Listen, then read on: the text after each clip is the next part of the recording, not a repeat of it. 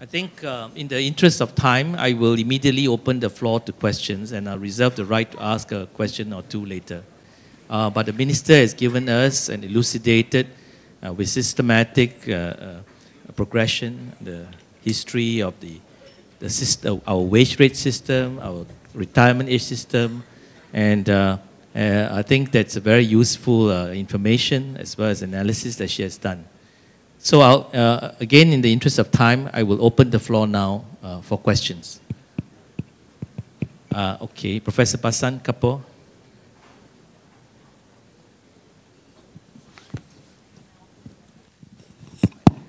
Yeah, thank you, Minister, for that wide-ranging discussion. At the end of your talk, you briefly mentioned the issue of medical cost exposure. And in fact, in Straits Times, some employers mentioned that medical costs were also an issue in the hiring of older workers. So are there any further thoughts on that particular issue? Now, as you know, many companies provide medical insurance, which goes beyond the basic MediShield Life. So presumably this additional medical insurance is valued by workers. And when they change jobs or when they retire, they lose that company-provided medical insurance. So could there be a case for greater portability of medical insurance, even if the premiums are partly or wholly paid for by the workers themselves? Thank you. Can I answer that? Yeah, sure. Yeah. Or did you want to take a few? I think we better answer that. It's an excellent question. And actually, the solution is available. Now, when these companies started to offer medical benefits, insurers, of course, got very interested because there's money to be made. And one of the most common schemes subscribed to by businesses is group hospitalization and surgical insurance, GHS. In the era before MediShield Life, I think it made good sense to provide GHS as a form of staff benefit that also promotes retention. But if you think about it today, if a hospital bill can only be claimed once, you either claim it through your GHS or you claim it through MediShield Life. And MediShield Life today is universal. Everyone has MediShield Life. So why are you, as an employer, still providing duplicate coverage? The insurance company, no offense to them, but you know, they are not going to be terribly excited about reminding you of this duplicate coverage. So employers actually have a way out. And it's been done by many companies before. It's not difficult. You take whatever budget it is that you now provide for group GHS, you tell it to the staff, you say, I will return everything to you, I'm not trying to take away your benefit. You can put it into a flexible benefit type of scheme, and that's not so difficult. Why do companies persist in, not moving into this? Partly inertia, partly a lack of understanding. I think if we were to promote better understanding, I think this shift is possible. The union is quite alert to this matter too. They know that if the medical insurance cost goes up for the older workers, it's only a matter of time that the companies will find some way of dealing with it. And the way in which they deal with it may not be so favorable to the workers. So there is a solution. And it is really because we have moved into universal health provision. That makes a huge difference. I hope that's helpful to you. Thank you. Second question.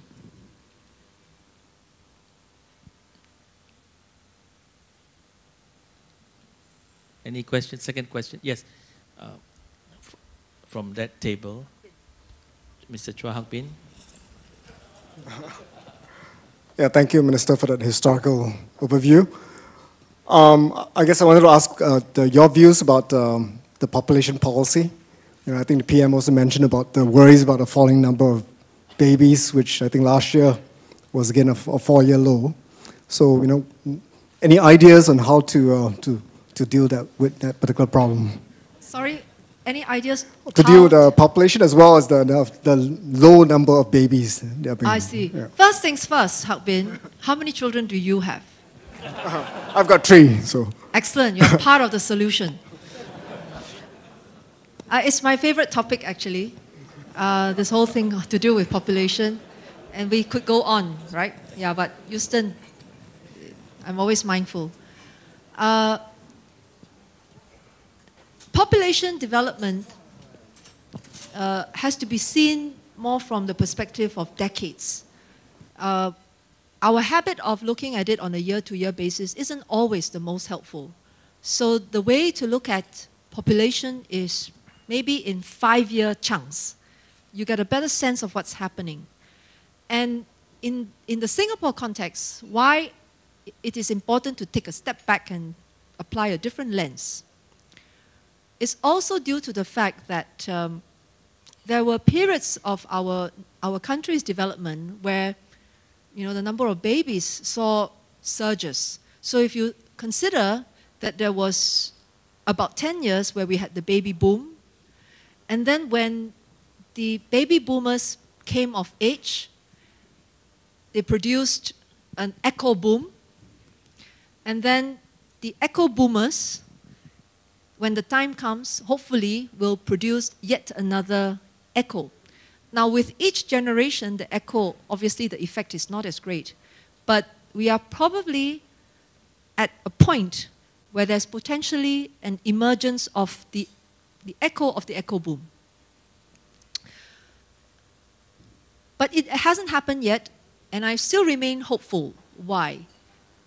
Because it is quite clear that people are choosing to marry later, and they also start families later. Of course, they do come up against the biological clock. So our approach is a very practical one. Our approach is to say, well, what is it that can help people make personal decisions, help shape their decisions, that possibly will be beneficial to society as well. In our situation, we have public housing. I think compared to many other cities, that is already a big plus. What I think we should do actually is to build up early childhood education much more quickly.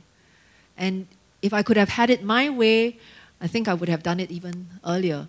I entered Parliament in year 2006. For every single year during the budget, when I was on the back bench, it was always preschool. Finally, I got a chance to do it myself. So I tried to make it happen. And I think if you look at the developments on preschool in the last couple of years, it's very encouraging. I think there are a lot more places. Can we do more? The answer is yes. What exactly will we do? I have a media conference on next Wednesday. We'll tell you more about it after that. Thank you. Okay, a third question.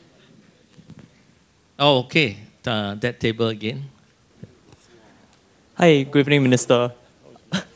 Sorry, my name is Kahal. I represent the ESS Youth Wing as well as Raffles Institution. So pardon my greed, I actually have two questions. So my first question is regarding how do we better include older workers in digital upskilling and digital transformation?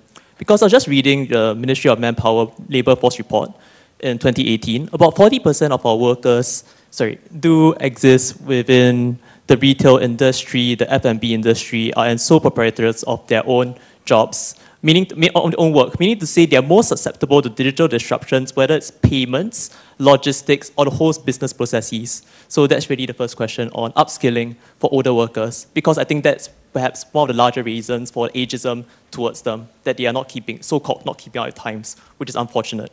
The second question is really something that's very close to heart to myself as an educator.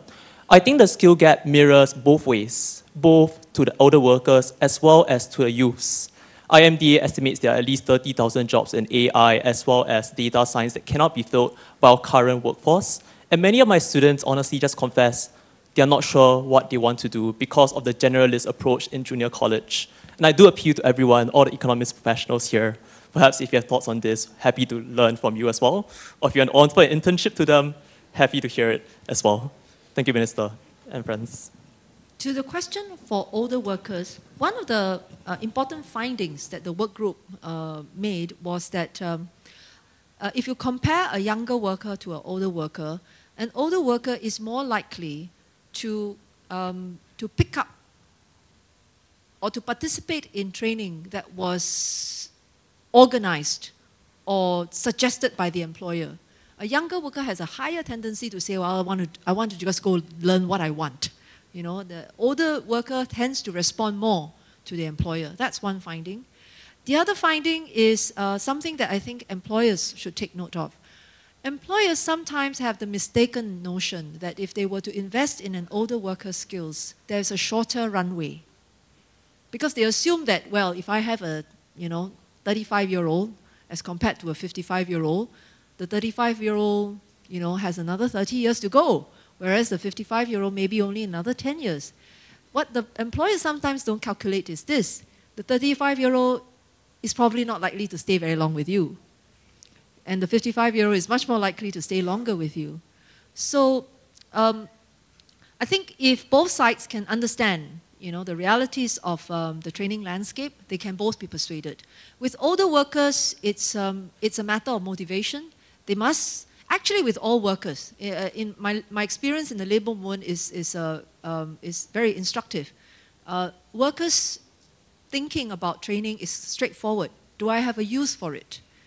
Please don't ask me to train and reskill with no use for my new skills. You have to put it to use. So it has to be employer driven. Now to your question about younger people, I was in fact just chatting with Leslie Teo earlier. And where is Leslie? Leslie is an economist, but now, you need to talk to him in code because he's all about Python and what else? Yeah, I mean, stuff that I don't know. What were we talking about? It's not so easy to tell young students what skills exactly will produce the best, economic returns to them. In fact, we were just chatting that when we went to universities, this would be, no, don't reveal too much of our age, huh? But anyway, a generation ago, computer science was absolutely hot too. But nobody counted on the world, changing so quickly that there were many more computer science graduates from other places.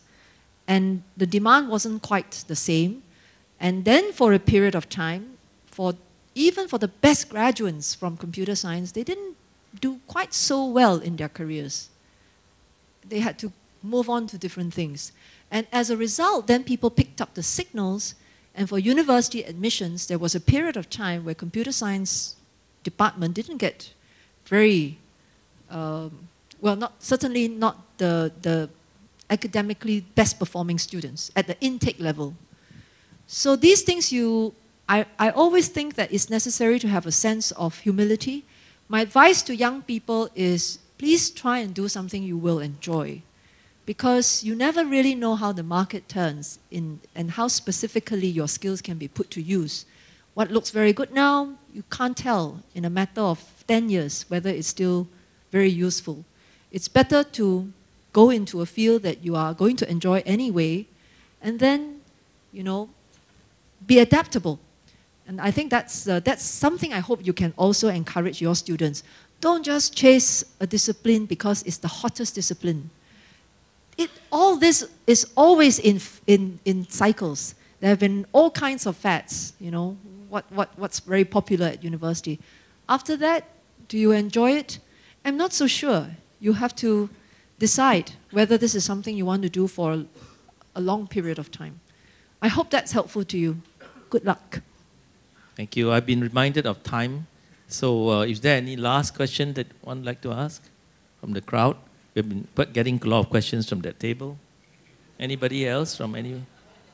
Is there someone over there? Okay, the last questions on the left-hand side. It is from a lady, therefore we must take it. Hi, Minister. My name is Kylie. I'm from the National Climate Change Secretariat. My question has to do with a bit of climate change. How would you reconcile our population goals with our climate change goals? The two are not in conflict.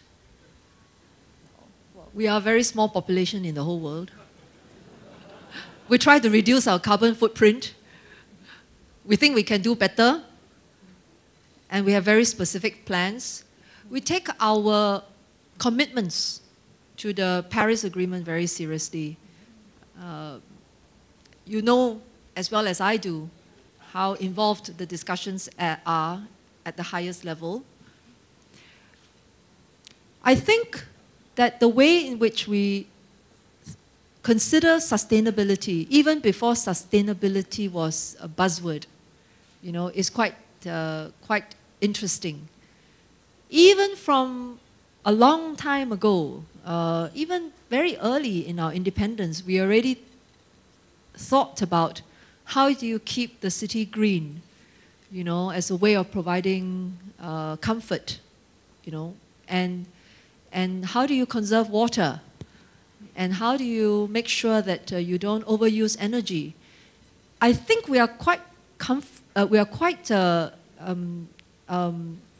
quite fortunate that these things are not so distant from us. What I would say, however, is that being in this kind of a cosmopolitan city, one of the things that we really have to do a better job of is watching our own personal consumption, because our personal consumption does generate a lot of waste. So I'm not sure the gentleman was trying to pour from 2 bottles, and I was trying to tell him, do 1, please. You know, I think in our own ways we can make a contribution, and that just because we have more people doesn't necessarily mean that we have to use a lot more resources. We can be cleverer, smarter, and more responsible about it. And I don't feel that the two are always in conflict. Thank you. Thank you. Thank you, Minister. Last question I will reserve for myself, which is this idea that you know, we are facing technological disruptions and impacting human labor being replaced by machines as a threat. So there's a lot of great deal of apprehension. And Switzerland, for example, recognizes this apprehension, and they have started to lead discussions seriously into this universal basic income. So that has been talked about. So my question is, do you think we would ever think about such ideas about universal basic income in the near future? And if not, what about the other mooted idea about employment transition insurance? Our approach is a practical one. Never say never. Some things we never thought we would do. For a long time, people said that we would always work on Saturdays, right? Well, we got rid of it too. And still we are working 24/7.